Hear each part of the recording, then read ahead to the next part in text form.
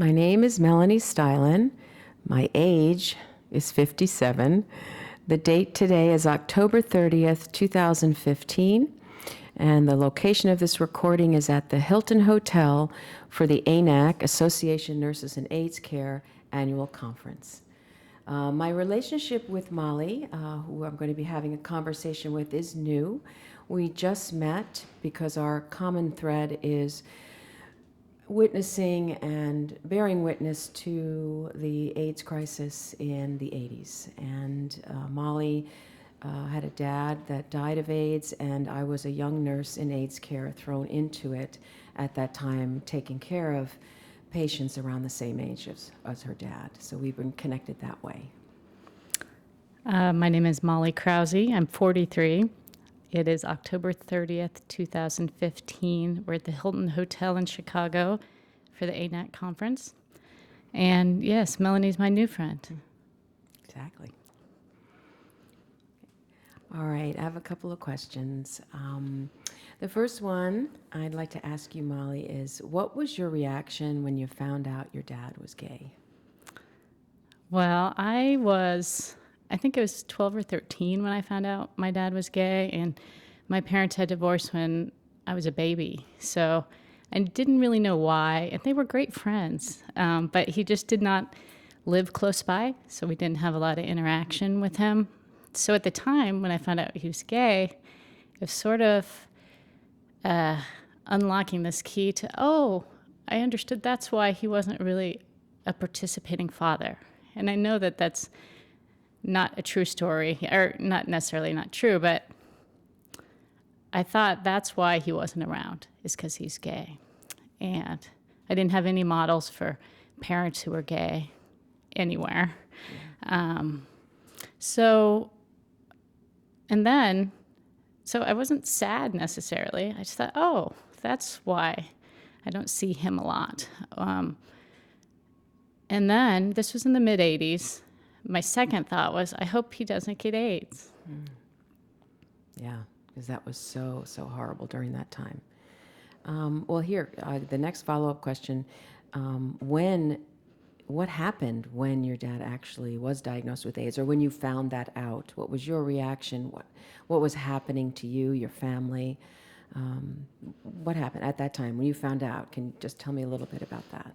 You know, what is really interesting about that is that I don't ever remember being told he had AIDS. And I know when we get to your story, a large part of your job is telling people of their status. And I know that my dad was told by someone, but I don't remember being told. He just started getting ill, and we just knew. And at that time, I thought it would be a very quick death for him. And I have two older sisters, and my mother, we wanted to spend time with him. His initial reaction to his diagnosis, though, was drugs and alcohol, and did not make for, a smooth sort of transition into being ill. And we didn't talk about it a lot. That was the other thing. And that's, we lived in Kansas. There was not a big culture of, for one, gay pride or any of that. And for two, people who had AIDS. I knew no one for decades who'd lost a family member to AIDS. So we were quiet about it. You were isolated like so many people at that time, and still now, but not as much. Well, and so, I know you had the experience of can you talk a little bit about when you were first thrown into working under these circumstances? It's interesting you talk about isolation and how no one really told you. One of the biggest things I did in my early days of my career was helping clients like your dad disclose to their family and to their children, and did a lot of work with clients around that, because one of the biggest things that they told me was that they were afraid they were going to be rejected. And they were afraid that their kids wouldn't hug them anymore or kiss them.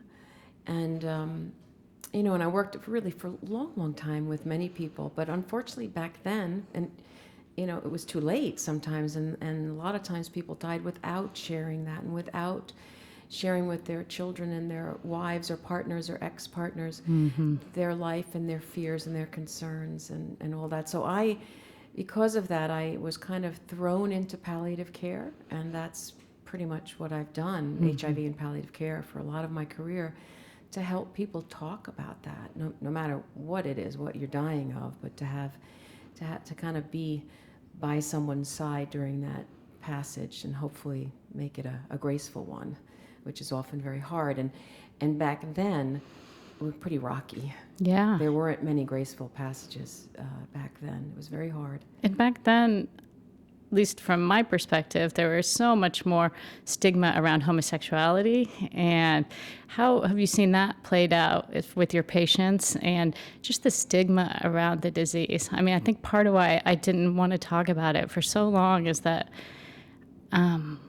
if I said my father had AIDS or died of AIDS, I feel like the first question anyone is thinking is, well, how did he get it? Exactly.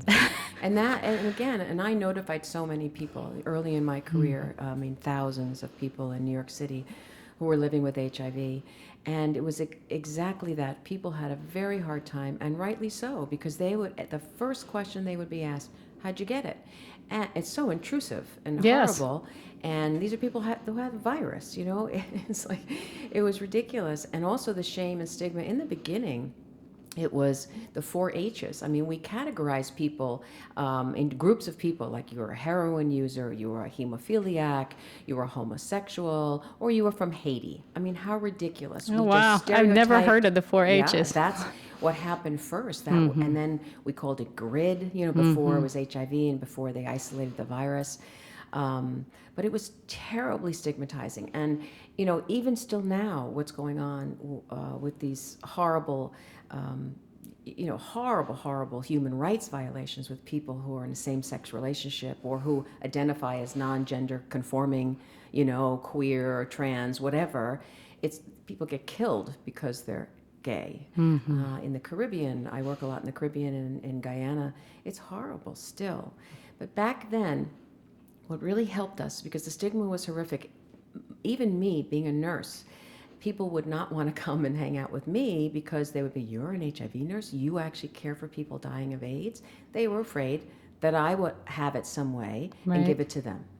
So it was a really, really scary time. But I never felt afraid. I always touched. I remember when the food got thrown under people's door in the early 80s because they didn't know what it was.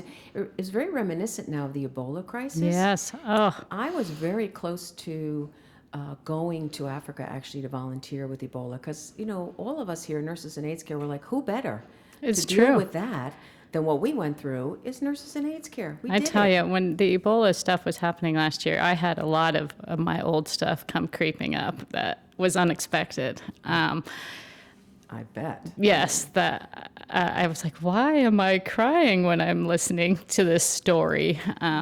Because it did feel reminiscent to me, too. I know what you mean.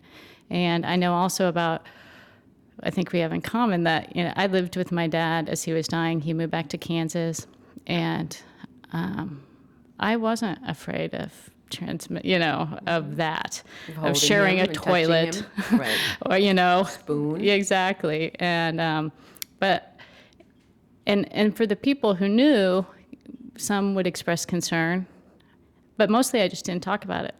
Right. That was my way. How old were you then, during that time? I was in my early 20s during that time.